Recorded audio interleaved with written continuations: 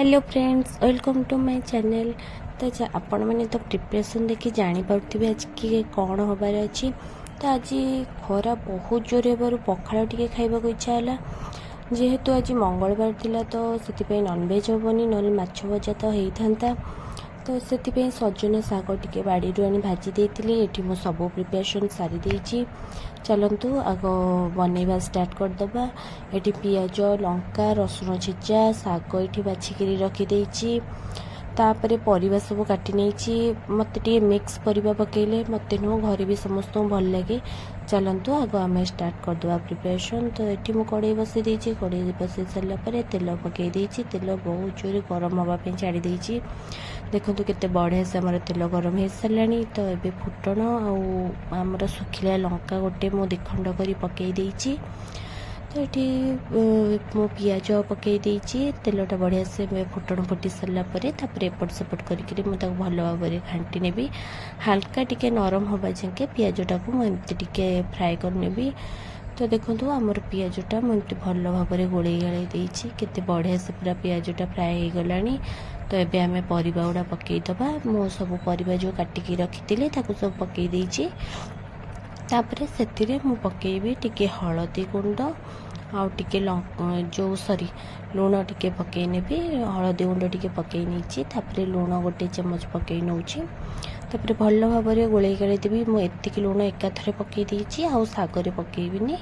तो गोटे चमच एकाथरे परिवार पकई देती। शागरे भी हो ना आपण के अल्प परिवार पकईबे शाग पकई सारापर पुणी आउ थे पकई पारती।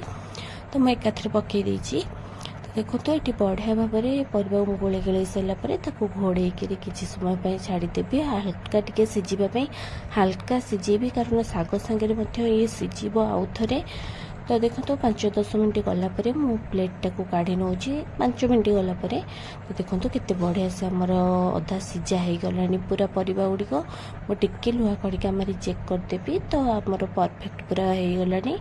जो शाग गुड़ा मुझे बाछी रखी पकई नेबी। तो शाग गुड़ा को मु भल भाव बाछी नहीं धोई धोई देती। तो तापर मुझे शाग गुड़िक पकई नौ भल भाव पूरा घाटी घुंटी देवी। तो जमती बढ़िया भाव आमर परिवा और शाग पूरा मिक्स हो। तो शागरु तो पानी बाहर आम सजना शागरु। तो से अल्प टिके पानी देवी। किंतु फास्ट मो लंका काटिकी रखी आ रसुण जहाँ छेची रखी पकईदेली। एका सांगे शाग सांगे रसुणटा सिझी गलापर बढ़िया बास्ना आसब। बढ़िया से रसुण सिझीज किंतु तेल सांगे पकई से पोड़ी जाता आ स्मेल ही किसी आसी न था। से शाग सांगे पकईली जमती शाग सांगे फ्लेवर आसो। तो मुझे पानी देकर आपको घोड़े देती। तो शाग को 5 मिनट सिझापी छाड़ी देती। तो चलते आम देखा ए कौन है शाग। देखो केते बढ़िया पूरा देखा पूरा बढ़िया से आम शागटा पूरा हो आसला। तो चलते फटाफट मुझे आउ थे भल भाव एमती खेल नौ कारण गोटा गोटा शाग हो भल भाव एमती लुहा कड़िकार खेल नौ जमी बढ़िया भाव में आमर स्प्रेड हो गोटा गोटा शाग हो ना मुंडा मुंडा होकर शागटा भल लगे से बढ़िया भाव में खेल खेल दूसरी जमी आमर बढ़िया भाव में शागटा पूरा बढ़िया से हो। तो तापर मुझे आउ टे सिझापी छाड़देवी कारण यहाँ परफेक्ट है शागटा भल से सिझिनी। तो शागटा भल से सिझापी छाड़देवी। तो देखो मुझे घोड़े देती पूरा प्लेटा आ 5 मिनट सिझापी। तो देखो 5 मिनट सरीगला देखो केते बढ़िया भाव में शागटा पूरा परफेक्ट हो सारा। तो पानी भी आउ ना। तो भल भाव में खेले खेले नौ आउ थे। तो बढ़िया भाव में देखो केते पूरा परफेक्ट पूरा हो जाइए। तो बेसी भी पानिया रखिबेनी ना शागटा खाया भल लगे। मोर पूरा बढ़िया भाव में जी रहा कथा शागटा रही जाइए। जदि आपण मानक भिडियोटी भल लगी ताले लाइक शेयर सब्सक्राइब निहाती करेंगे।